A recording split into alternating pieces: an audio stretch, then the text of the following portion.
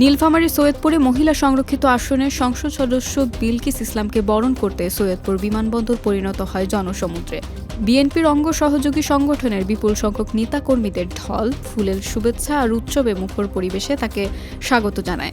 ঢাকার আন্তর্জাতিক বিমানবন্দর থেকে অভ্যন্তরীণ ফ্লাইটে আজ সকাল 11:30টায় সৈয়দপুরে পৌঁছালে নবনির্বাচিত এই এমপিকে ঘিরে তৈরি হয় উৎসব মুখর পরিবেশ।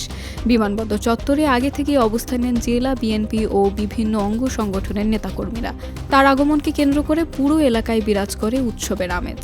পৌঁছানোর পর ফুলের তোড়া দিয়ে তাকে উষ্ণ অভ্যর্থনা জানানো হয়। পরে সেখান থেকে তিনি সৈয়দপুর রাজনৈতিক জেলা বিএনপির কার্যালয়ে যান, যেখানে তাকে জেলা বিএনপির অঙ্গ সহযোগী সংগঠনের নেতাকর্মীরা গণসংবর্ধনা প্রদান করে।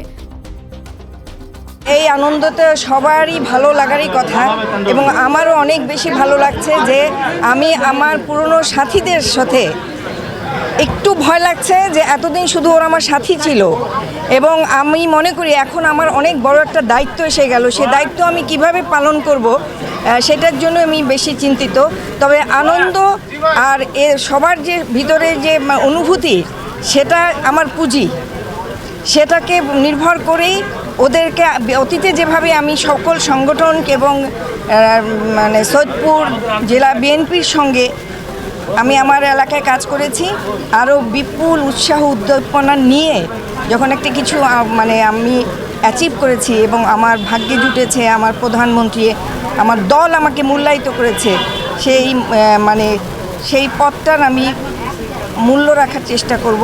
সংবর্ধনা শেষে বিকেলে তিনি নিজ জন্মভূমি কিশোরগঞ্জ উপজেলার উদ্দেশ্যে রওনা হন। সেখানে তার জন্য আয়োজন করা হয়েছে আরেকটি গণসংবর্ধনা অনুষ্ঠান। এ সময় উপস্থিত ছিলেন সৈয়দপুর রাজনৈতিক জেলা বিএনপির সভাপতি আলহাজ আব্দুল গফুর সরকার, সাধারণ সম্পাদক শাহিন আক্তার শাহিন সহ বিএনপির অঙ্গ সংগঠনের সর্বস্তরের নেতাকর্মীরা।